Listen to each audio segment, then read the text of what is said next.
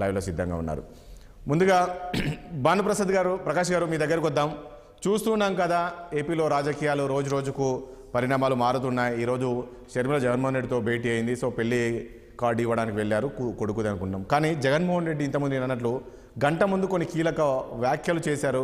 కుటుంబాల మధ్య చిచ్చులు పెట్టబోతున్నారు, కుట్రలు జరుగుతున్నాయి అని చెప్పేసి నిజంగా పరిస్థితి ఉందా? ముఖ్యమంత్రి కామెంట్స్ ఏ రకంగా చూస్తారు మీరు బీజేపీ? రాజేష్ గారు, మీకు ప్యానల్ నుండి పెద్దలందరికీ నమస్కారాలు. నమస్తే అండి. నైతిక విలువలు పడిపోతున్నాయి రాజకీయాలు ఈరోజు. గత కొన్ని సంవత్సరాలుగా నేను చిన్నప్పుడు రాజకీయాలంటే చాలా బాగుండేది. అంటే ఉదాహరణకి అసెంబ్లీలో ప్రతిపక్ష నాయకులు మాట్లాడుతుంటే ముఖ్యమంత్రులు రాసుకునే వాళ్ళంట. నాకు వెంకయ్యనాయుడు గారు చెప్పేవారు. వెంకయ్యనాయుడు గారు, జైపాల్ రెడ్డి గారు వీళ్ళంతా అసెంబ్లీలో మాట్లాడుతుంటే ముఖ్యమంత్రులు రాసుకునేవాళ్ళు. ఈ రోజు మాట్లాడించే అవకాశం కూడా లేదు అసెంబ్లీలో. అంటే ఎందుకు చెప్తున్నారంటే ఓపిక కూడా లేదు రాజకీయ నాయకుడికి. ఒక్క నిమిషం వినే ఓపిక కూడా లేదు ఈ రోజు మహాభారతం నుంచి చూస్తున్నాం మనం. ఈరోజు కుటుంబంలో రాజకీయాలు, కుటుంబంలో మోసాలు, ఇవన్నీ మహాభారత కాలం నుంచి చూస్తున్నాం మనం. కాబట్టి రాజకీయాలు ఇది సర్వసాధారణం. దీని గురించి మనం బాధపడాల్సిన అవసరం లేదు. కానీ నైతికంగా ఇది మంచిది కాదు. ఎందుకంటే అన్ని పార్టీలో ఇప్పుడు ఇంక్లూడింగ్ ఏ పార్టీలోనే సరే, నాన్న ఒక పార్టీలో ఉంటే బిడ్డ ఇంకో పార్టీలో ఉన్నటువంటి, భర్త ఒక పార్టీలో ఉంటే భార్య ఒక పార్టీలో ఉన్నటువంటి సందర్భాలు ఉన్నాయి. కానీ ఈరోజు షర్మిల గారు అంటే భారత రాజ్యాంగంలో ఎవరైనా సరే ఏ రాజకీయ పార్టీలో కన్నా వెళ్ళొచ్చు, ఏ రాజకీయ పార్టీ అయినా పెట్టొచ్చు. అంటే ఒక విషయం అంటే మనకు అంటే ఆయనకు ముందే అంటే పసిగట్టాడా ఖచ్చితంగా రాబోయే రోజుల్లోని ఇలాంటి కుట్రలు జరగబోతున్నాయి, కుటుంబాల మధ్యలో చిచ్చు పెట్టే అవకాశం కనబడుతుంది. అంటే షర్మిల ఏదైతే కాంగ్రెస్ పార్టీలో జాయిన్ అవుతుందో, ఏపీ రాజకీయాల్లోకి ఎంటర్ అవుతున్నారో, అంటే ఆయనకు అర్థమైపోయిందా ఏదో జరగబోతుంది, మా కుటుంబంలో కూడా చిచ్చు పెట్టే అవకాశం ఉంది అని? ఆ చిచ్చు ఎవరు పెడుతున్నారు? కాంగ్రెస్ పార్టీ ఈరోజు వైఎస్ కుటుంబంలో చిచ్చు పెడుతుంది అనుకోవచ్చా? ఖచ్చితంగా జగనన్న వదిలిన బాణం తిరిగి జగనన్న మీదకే ఈరోజు తిరిగి అది వెనక్కి వెళ్తా ఉంది. ఆ రోజు జగన్మోహన్ రెడ్డి గారు జైల్లో ఉన్నటువంటి సందర్భంలో, అరెస్ట్ అయినటువంటి సందర్భంలో షర్మిల గారు పాదయాత్ర చేశారు. ఆ రోజు అన్న జగన్మోహన్ రెడ్డి గారి గురించి, వైసీపీ గురించి మాట్లాడుతూ ఒక నిమిషం భానుప్రకాష్ గారు, రఫీ గారు మీ దగ్గర డిస్టర్బెన్స్ వస్తుంది, ఒకసారి మ్యూట్ చేసుకోరా. రఫీ గారు మీ దగ్గర డిస్టర్బెన్స్ వస్తుంది. రైట్, మాట్లాడండి. సారీ అండి, ఇంతసేపు అసలు క్లారిటీ లేదు. అదే షర్మిల గారు జగనన్న వదిలినట్టు బాణం తిరిగి జగనన్న పైకి వెళ్తా ఉందని చెప్పి రాష్ట్ర ప్రజలందరూ భావిస్తున్నారు. కానీ ఏదైనా సరే రాజకీయాల్లో మాట జారకుండా పాలసీల మీద మాట్లాడాలి. కానీ ఫ్యామిలీ విషయాలు దయచేసి, రాజేష్ గారు, ఫ్యామిలీ విషయాలు దయచేసి ప్రస్తావన తేవకండి. ప్రతి ఒక్క మనిషికి ఏదో ఒక లోతుపాట్లు ఉంటాయి. దాన్ని తీసుకొని వచ్చే రాజకీయాలకు ముడిపెడుతూ దాని మీద మాట్లాడుతూ పబ్లిక్ మీటింగ్ లో, బయట ఇంటర్వ్యూస్ అది మాట్లాడడం మంచిది కాదు. ఎవరికైనా సరే, ఇంక్లూడింగ్ మైసెల్ఫ్, ఎవరికైనా సరే పాలసీ మీద మాట్లాడుకుందా కానీ ఫ్యామిలీ విషయాలు దీంట్లో తీసుకురావద్దండి. జగన్మోహన్ రెడ్డి గారు ఫెయిల్యూర్స్ గురించి మాట్లాడండి, తప్పులేదు. మేము కూడా మాట్లాడుతున్నాం, ప్రతిపక్ష నాయకులు మేము కూడా మాట్లాడుతున్నాం. కానీ రాబో రోజుల్లో అంత సవ్యంగా జరుగుతుందని చెప్పి నాకు కూడా అనుమానాలు ఉన్నాయి. ఎందుకంటే రోజు రోజుకి దిగజారిపోతున్నాయి. ఈ మధ్య మీరు కానీ గమనించినట్టయితే అసెంబ్లీలో కూడా చంద్రబాబు నాయుడు గారు ఫ్యామిలీ విషయం కానీ మిగతా వాళ్ళ విషయం గురించి కూడా ప్రస్తావన రావడం జరిగింది. ఇవన్నీ మంచిది కాదు అని చెప్తున్నా. కాబట్టి ఏదైనా సరే ఈరోజు ఆంధ్రప్రదేశ్ లో జగన్మోహన్ రెడ్డి గారికి, ప్రభుత్వానికి వ్యతిరేక గాలి వీస్తుంది. ఈరోజు అది ఆ ఓటు ఎవరికి వస్తుందా అది ప్రజలే నిర్ణయిస్తారు ప్రజాక్షేత్రంలో. మొత్తానికి వైసీపీ ప్రభుత్వానికి ఫ్యాన్ రెక్కలు ఇరిగిపోవడం ఖాయం. ఈ ప్రజా వ్యతిరేక విధానాలు అవలంబిస్తుంటే ప్రభుత్వానికి రోజులు దగ్గర పడ్డాయని చెప్పి రాష్ట్ర ప్రజలు భావిస్తున్నారు.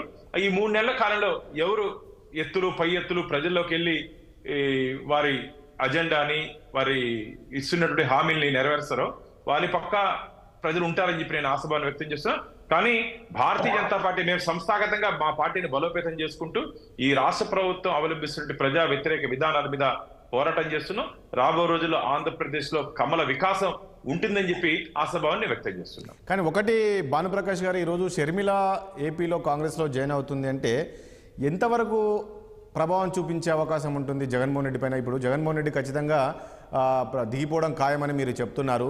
సో దిగిపోయారంటే ఎక్కడ బీజేపీ అధికారంలోకి వస్తుంది అనుకుంటున్నారా, లేక టీడీపీ అధికారంలోకి వస్తుంది అనుకుంటున్నారా? రాబో రోజుల్లో ప్రజలు నిర్ణయిస్తారు. అది ఎవరు అధికారంలోకి వస్తుందో ప్రజలు నిర్ణయిస్తారు. నేనేం చెప్తున్నా అంటే ఈరోజు ప్రభుత్వం మీద వ్యతిరేకత అంతుంది అంటూ నా ఓటు ఎవరికి వేస్తారనేది ప్రజాక్షేత్రంలో చూసుకోవాలి. 3 నెలలు దాదాపు నాకు తెలిసి మార్చిలో వచ్చే అవకాశం ఉంది షెడ్యూల్. ఏప్రిల్లోకి ఎన్నికల ప్రక్రియ స్టార్ట్ చేసే అవకాశం ఉంది కాబట్టి మొత్తానికి రాష్ట్ర ప్రజలు మాత్రం ఎప్పుడెప్పుడు అని ఎదురు చూస్తున్నారు. ఈ రోజు మీరే కాదు, ముఖ్యమంత్రి కాదు, బటన్ నొక్కేది మేము కూడా బూతుల్లోకి వెళ్ళి బటన్ నొక్కుతాం, మాకు కూడా అవకాశం వస్తుందని చెప్పి రాష్ట్ర ప్రజలు వెయిట్ చేస్తున్నారు.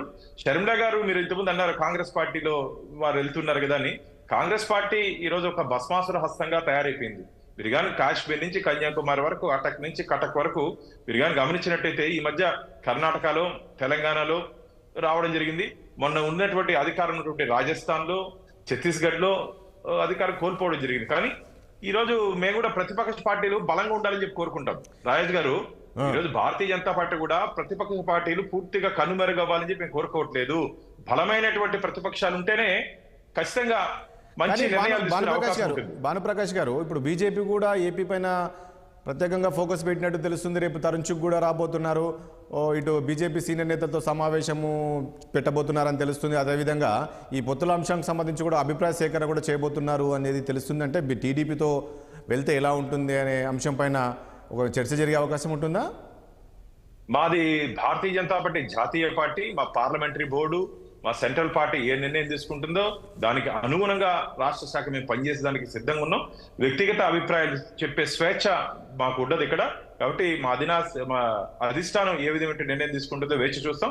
రేపు ఇది మామూలుగా ఈ రోజు కూడా విజయవాడలో మాకు సమావేశం జరుగుతూ ఉంది. రేపు కూడా ఉంది ఈ సమావేశం, ఆఫీస్ బేరర్స్ మీటింగ్. కాబట్టి వస్తున్నట్టు రాష్ట్రంలో ఏ విధంగా మనం ఎన్నికల్లో ముందుకు పోవాలి, ఏ విధమైన అంశాల మీద పోరాటం చేయాలని చెప్పి అంశం మీద సుదీర్ఘంగా మేము చర్చిస్తూ సంస్థాగతంగా భారతీయ జనతా పార్టీని ఏ విధంగా బలోపేతం చేయాలో బూత్ స్థాయి నుంచి. ఎందుకంటే ఈరోజు మీరు కానీ గమనించినట్టయితే భారతీయ జనతా పార్టీ రాజస్థాన్ లో కానీ, మధ్యప్రదేశ్ లో కానీ, ఛత్తీస్గఢ్ లో కానీ పన్నా ప్రముఖ అంటారు. అంటే ఒక పేజీకి పన్నా అంటే ఒక పేజీలో 30 మంది ఓటర్లు ఉంటారు. ఆ 30 మంది ఓటర్లు కూడా ఒక ఇన్ఛార్జ్ చేసుకొని ఈ రోజు ఆ క్షేత్రాల్లో మేము పనిచేయడం ఆ రాష్ట్రాలు. అదే విధంగా ఆంధ్రప్రదేశ్ లో కూడా ఆ ఫార్ములా అవలంబించాలని చెప్పి ఒక బ్లూ ప్రింట్ ఇవ్వడం జరిగింది. ఆ పనిలోనే మేము ఉన్నాం. కాబట్టి రాబో రోజుల్లో ఖచ్చితంగా అంటే ఒకటి భానుప్రసాద్ గారు, ఇప్పుడు ఆల్ ఆఫ్ సడన్ గా రేపే ఈ యొక్క అంటే తరుణ్ చుగ్ రావడము, సమావేశం ఏర్పాటు చేయడము, అంటే ఇవన్నీ చూస్తుంటే షర్మిల ఎప్పుడైతే కాంగ్రెస్ పార్టీలో జాయిన్ అవుతుందో గత 2-3 రోజులుగా మనం చూస్తున్నాము జరుగుతున్న పరిణామాలు మొత్తం అటెన్షన్ మీడియా అంతా కూడా కాంగ్రెస్ పార్టీ, షర్మిల, జగన్మోహన్ రెడ్డి ఈ చుట్టే తిరుగుతుంది. సో ఇక్కడ కాంగ్రెస్ పార్టీ ఎక్కడ బలపడుతుందో అన్న దాంతో అలర్ట్ అయిపోయి ఈరోజు బీజేపీ పెద్దలు మళ్ళీ ఏపీ పైన ఫోకస్ చేశారు. మాకు 15 రోజుల ముందు షెడ్యూల్ అండి ఇది. 15 డేస్ బ్యాక్ విజయవాడలో సమావేశాలు ఉంటాయని చెప్పి 15 డేస్ బ్యాక్ మాకు ఇంటిమేషన్ ఇవ్వడం జరిగింది. కాబట్టి ఇదేదో షర్మిల గారు ఈ రోజు చేరుతున్నారు, రేపు చేరుతున్నారు, అందుకని భారతీయ జనతా పార్టీ సమావేశాలు పెట్టుకుంటుంది కాదు. సంస్థాగతంగా మాకు 15 రోజుల ముందే ఇన్ఫర్మేషన్ ఉంది. కాబట్టి షెడ్యూల్ ప్రకారం మేము మీటింగ్స్ పెట్టుకుంటున్నాం. దీనికి మాకు ఎటువంటి సంబంధం లేదు. ఎవరు ఎక్కడ చేరినా సరే, ఎవరు దేంట్లో ఉన్నా సరే భారతీయ జనతా పార్టీకి వచ్చే నష్టం ఏం లేదు. రైట్. రఫీ గారు ఏం